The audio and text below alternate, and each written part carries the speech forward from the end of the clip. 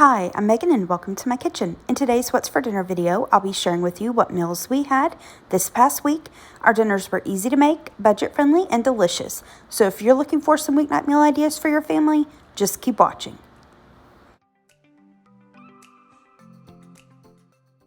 For dinner this first night, we did a date night at home, and so I cooked up a couple of steaks. I've just got New York strips here. I'm going to season them up with some of the Kinder steak blend, buttery steakhouse seasoning, and then just a tiny little bit of salt and pepper. I just cooked these inside in a cast iron skillet with a little bit of oil for about 5 minutes or so on each side until they were done to our liking. And then I always like to let my steaks rest for about 10 minutes or so before I slice into them. Today I decided to add some of this Land O'Lakes garlic and herb butter to the tops of the steaks while they rested. For one of the sides, I made twice baked potatoes. I've shared how I make these before on my channel. I don't follow a recipe. What I do is just take a couple russet potatoes, wash them, prick them with a fork. If you don't want to prick yours, don't. Rub them with olive oil, some kosher salt and pepper. Sometimes I bake them. On this particular night, I popped them in the air fryer at 400 degrees for about 20 to 25 minutes per side until they're tender. Scoop out the insides, but do leave a little bit of the potato, so it's kind of sturdy. To the insides of the potato, I add a little butter, milk, salt, pepper, little sour cream, some shredded cheese, bacon crumbles, and then I like to add in some ranch dressing if I've got it, or some dry ranch dressing mixed seasoning.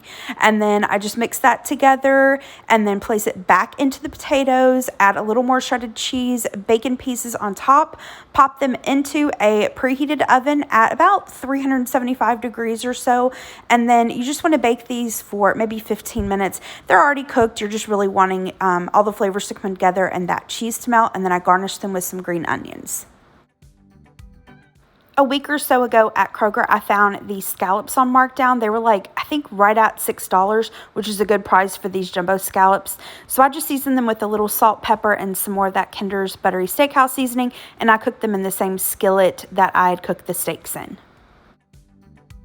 Here are the plates. So we've got some of the sliced steak, the scallops, the twice baked potatoes, and then I did some side salads.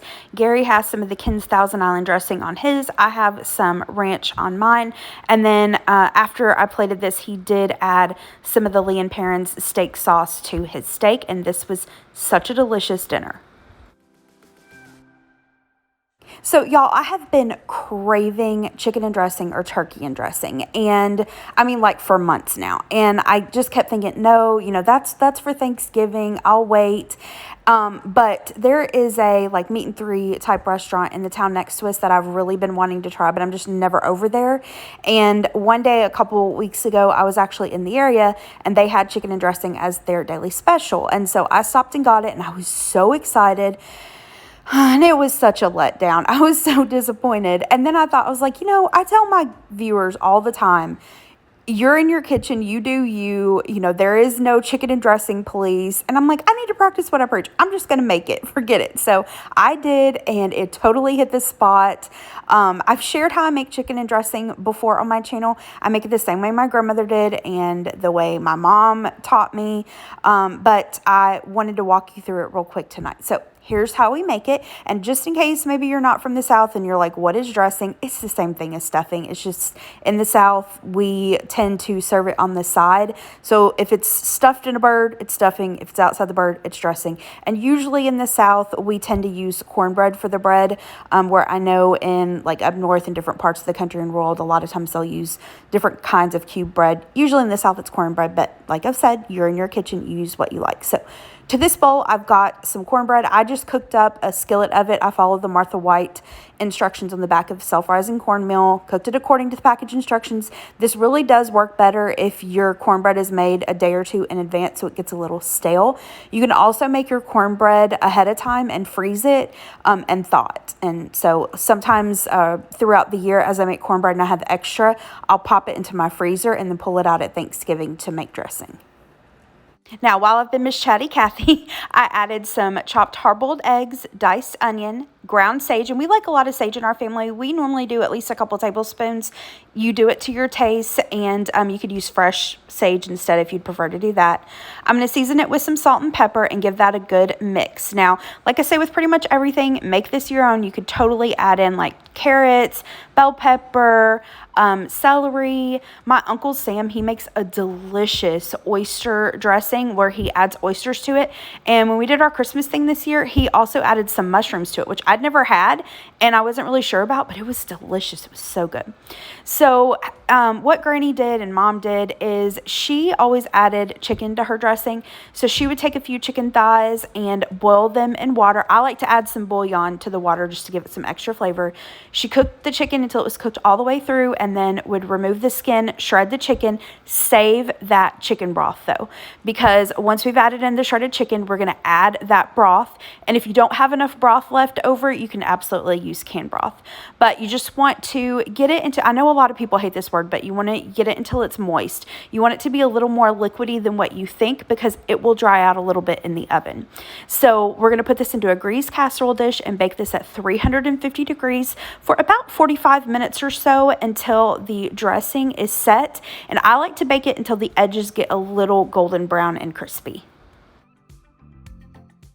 And I figured we'd do just a mini Thanksgiving dinner, so we're going to do a green bean casserole. I'm just following the Campbell's soup recipe, so I'm going to add a family size can of green beans that I've drained to this bowl. Next is a can of cream of mushroom soup. If you don't want to use canned soup, I did just share how you can make your own cream soup recipe, so I'll link that down in the description box below for you. Next, we're going to add in a little milk, some pepper, and then soy sauce. And a quick note on the green beans, you can use frozen. You can also use the French style green beans if that's what you prefer. Next, I'm going to add in some fried onions. And I think it was last Thanksgiving, I shared my Aunt Sue's recipe for like a green bean and corn casserole. It was my first time making it or trying it, but it was actually really good. Her recipe, it's a little different than this one, but I know off the top of my head, she added corn and like slivered almonds. And I wasn't sure about it, but it was delicious. It was so good. So feel free to add, whatever you would like to this basic recipe. So I'm going to pop this into the oven. Once I've got it mixed, I place it into a greased casserole dish. I baked it at 350 degrees for about 20 to 25 minutes. I had 1 can of yams in my pantry that I really needed to use up, so I'm just going to doctor these up a little, placing them into a foil little container that I did spray with cooking spray. I'm going to take a fork and just kind of break them up a little bit, not really mash them, but just break them up. I'm sprinkling over a little brown sugar and then just a tiny, tiny little pinch of salt. Doesn't make it salty. Remember, salt is a flavor enhancer, so you can use it even in sweet dishes. I'm going to add a sprinkle of cinnamon. And then, so I've had a lot of people ask me about these butter balls. I've only seen them for like maybe a month or two. I think they're new. I found them at Kroger, I think Publix and Target, just with the regular butter. And these are little pre-portioned balls. They equal a half a tablespoon. And they're really handy, like in dishes like this. You don't have to pull out like a butter dish and knife and everything. So I am going to pop that into the preheated oven. Remember, it's set at 350. And I baked this for maybe about 25 or 30 minutes. So after about the 20-25 minutes for the green bean casserole, I'm pulling it out of the oven. I'm going to give it a stir and then add some more fried onions on top, pop it back into the oven for another, I don't know, maybe 5 or 10 minutes, just until the fried onions get golden brown. Once I got the green bean casserole ready to go back in the oven, I'm going to finish up the sweet potatoes. So I just gave them a stir just to stir around the seasonings and the sugar and the butter. I gave it a little taste. I added just a tiny, tiny little bit of brown sugar, maybe a teaspoon more. And then I decided to add some of these honey roasted pecans. Gary and I, so we both like pecans in our sweet potatoes. We also like marshmallows. So a lot of times when I'm making it for us, I'll just do a little bit of both. That way we get both the pecans and the marshmallows. And so that's what I'm doing here. After I added those chopped pecans, I'm going to add some mini marshmallows. And then this is also going to go back into the oven and bake for another 5 to 10 minutes until the marshmallows get toasted.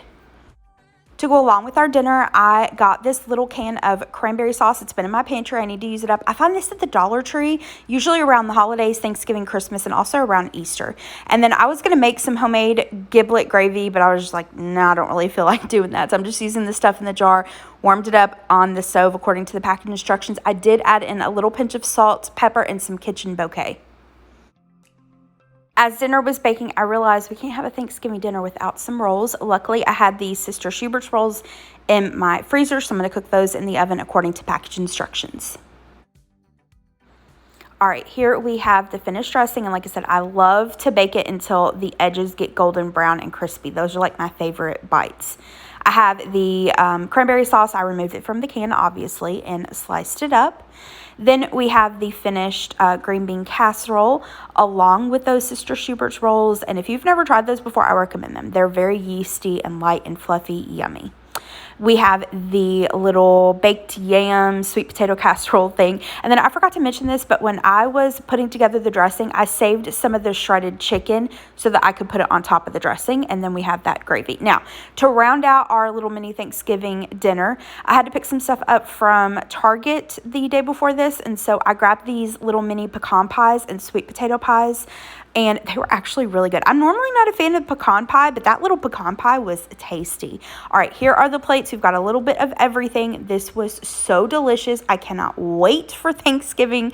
And side note, I normally do not like cranberry sauce with my meal. Gary loves it, but I tried it a little bit tonight and really enjoyed it. So I think I'll continue to do that. But this was yummy. So, so good.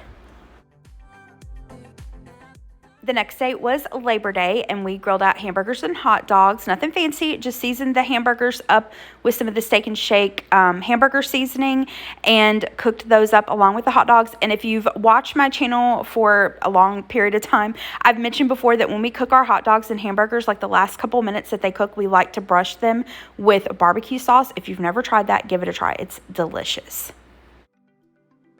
Now, Gary doesn't love baked beans, but I really wanted some, so I grabbed just one of these small cans of baked beans. I think this is like 14.5 ounces. I'm going to doctor them up a little bit. I've got a greased little foil pan. I'm going to add that can, and then I doctor baked beans up differently every time I make them. This is just what I felt like doing this night.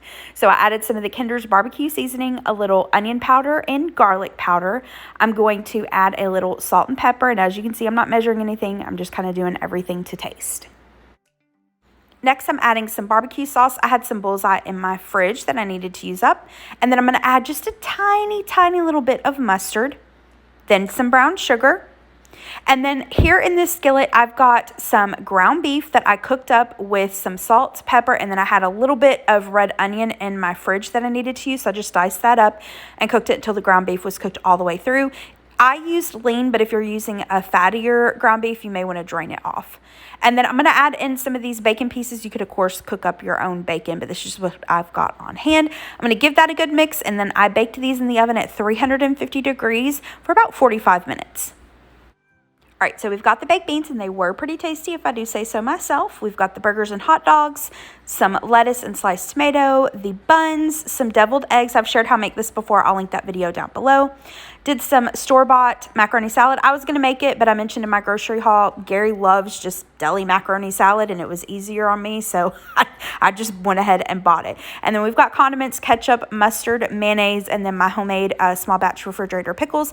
And then there in the back, we've got some no-bake cookies. I'll be sharing how I make those in an upcoming video. This was so yummy, and we had leftovers for days that we ate on, but it was so good. And speaking of leftovers, that's exactly what we had the next night for dinner. So the plate on the left was Gary's. We just warmed up a burger and hot dog for him and some of the macaroni salad. We had one deviled egg left, so he ate that. And then for me, I had leftovers of our Thanksgiving dinner. So some of the chicken dressing gravy, the sweet potatoes, green bean casserole, and roll, and didn't have to cook dinner. And we got to clean out some of the leftovers from the fridge. For dinner the next night, I really didn't feel like cooking or having what was on the menu, and kind of long story short, I wasn't really sure if Gary was going to do one class at the gym or two, and he ended up doing two. So I just waited until he texted me that he was on his way home and threw dinner together. I had this box of macaroni and cheese in the pantry, just cooked it according to the package instructions, didn't do anything differently. And then I had this bag of Tyson chicken strips, but there was only like 3 or 4 little teeny tiny chicken strips in there. So I cooked those up for me, and I had these Tyson chicken patties also in the freezer. So I just cooked the chicken patties and the chicken tenders in the air fryer, and that was it. I popped it on a bun with some cheese and mayonnaise and ketchup for Gary, and then just had my chicken tenders with some of the Publix brand honey mustard, and that was our dinner. For dinner the next night, I made split pea soup for Gary. And keep in mind, everybody's different. Everybody has their own preferences. Gary is someone who doesn't necessarily consider soup just by itself dinner. So I always try to do like a sandwich, or he'll make himself a sandwich. Tonight, I decided to try these turkey cheddar pretzel. I combined cheddar and pretzel sandwiches. They were really easy. So I got these pretzel buns at Kroger. And I'll, of course, have the recipe linked down in the description box below. I didn't follow it exactly. I just kind of used it as inspiration. So on this little cookie sheet, I've added the pretzel bun. I'm going to add some turkey. I just grabbed some maple turkey from the deli. And then once I've added the turkey, I'm going to add some sliced, this is cheddar cheese, also got from the deli. And then I'm going to pop this into a preheated 400-degree oven for just about maybe 7 or 8 minutes until the cheese is melted and the bread is toasted. And after that's done, we're going to add some Dijon mustard. Here are the plates. The first one is mine. The second one is Gary's. Basically the same thing. He just has a little bit more. The split pea soup I'll be showing how I made in an upcoming Dump and Go crock pot video. So keep your eye out for that if you'd like to see how I made it. And this was our dinner this night. For the last dinner in this week's video, I tried a new recipe for chicken pesto tortellini. The recipe, of course, will be linked down below. So here is the tortellini that I'm going to use. I just got the cheese kind. I'm going to boil it in some salted water according to the package instructions, drain it really well, and set it to the side. In this skillet here, I'm going to add in some olive oil, and I kind of went off the recipe just a little bit. Here's one of the things that I did differently. I added a little bit of oil from the jar of sun-dried tomatoes to the skillet. I've got this over about medium heat. I took a couple of thin chicken breasts and cut them into thin slices. I'm going to add that to the skillet once it was hot, and then I seasoned it with some salt and pepper. And like I said, I kind of went off recipe here, but I decided to season the chicken with some garlic powder, onion powder, Italian seasoning, but you could use whatever seasonings you like. I'm going to toss the chicken and then allow that to cook for, I don't know, maybe 5 to 7 minutes or so. Just depends on how thick your chicken is. You just want to cook it until it's at least 165 degrees internal temperature. Once it's there, I'm going to remove it from the skillet, set it to the side. I added just a tiny little bit more oil to that same skillet. I'm adding in some asparagus that I washed and trimmed. Next, I'm going to add some chopped sun-dried tomatoes. Minced garlic. I'm using the stuff from the jar, but you can, of course, grate up your own fresh if you'd like. Give that a stir, and then we're going to cook that for another maybe 5 to 7 minutes or so until the asparagus is tender. Now, I decided to deglaze the pan. Again, the recipe didn't say to do this, but I could see there was some yummy brown bits on the bottom of the skillet from the chicken, so I just added a little water. You could do chicken stock. You could do wine. That would be also good, I believe. So once the veggies were tender, we are going to add the chicken back to the skillet. We're going to add in our cooked tortellini. And then we are going to add in some tomatoes. These are like different colored tomatoes, grape tomatoes. I just halved them. Once I've got those in, we're going to add in some pesto. Now, this is some homemade pesto that I made. I shared this in a video with, it was the same one that I made my small batch refrigerator pickles I mentioned when, I showed you what we have for Labor Day. I'll link that video down below. I'm going to give that a stir, and then just because I had it on hand, I decided to add in some shredded Parmesan cheese, and then really that's it. You just want to cook this for a couple minutes until everything is warmed through and comes together, and that's it. This was a really quick dinner to put together. I would say it took less than 30 minutes start to finish. While dinner was cooking, I decided last minute to make this like viral bread dip I've seen on Instagram. I'll link it down below. I had some baguette on hand that I needed to use up, so I just decided to put this together. So in this small bowl, and I have the recipe by the way, I'm going to add in some olive oil. I have this basil olive oil on hand that I need to use up, so I'm going to use that, as well as this Tennessee Whiskey Barrel aged balsamic vinegar. Again, I need to use this up. You could of course just use plain olive oil, plain balsamic. That's totally fine. added some minced garlic, Italian seasoning, crushed red pepper flakes, and then the recipe that I saw suggested you use freshly grated Asiago and Parmesan cheese. I didn't have any Asiago on hand or any fresh Parmesan. I did have this pre-shredded. So I'm going to add that, give it a good whisk, and then that's ready. So here are the plates. We've got the pasta, some of the sliced baguette, and the dip. That pasta was delicious. It was so good and fresh tasting. The bread dip had a really good flavor, but I will say I do agree with them that you need to use freshly grated Parmesan cheese instead of the pre-shredded. The pre-shredded, it just kind of clumped together and it wasn't really easy to eat with the bread. The freshly grated or freshly shredded would have kind of melted into the balsamic and olive oil a little bit better. So like I said, I would recommend doing the freshly grated or shredded, but of course, you know, you're in your kitchen, you do you. But this was a yummy dinner. All right, that is it for today's video. Thank you so much for watching. I hope you liked this video. I hope you got some dinner ideas from it.